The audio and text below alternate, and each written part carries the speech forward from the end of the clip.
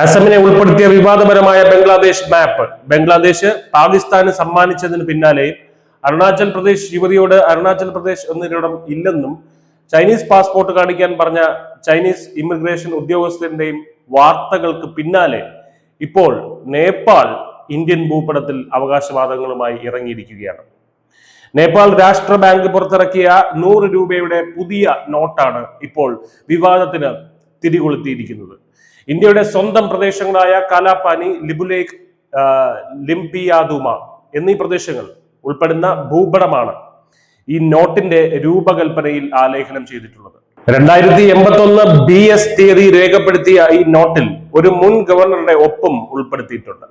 ഈ പ്രദേശങ്ങൾക്ക് മേലുള്ള അവകാശവാദം, നേപ്പാളിന്റെ അവകാശവാദം ഇത് ആദ്യമല്ല. 2020 നേപ്പാൾ ഈ മേഖലകൾ അവകാശപ്പെട്ടുകൊണ്ട് ഭേദഗതി വരുത്തിയ രാഷ്ട്രീയ ഭൂപടം അംഗീകരിച്ചിരുന്നു.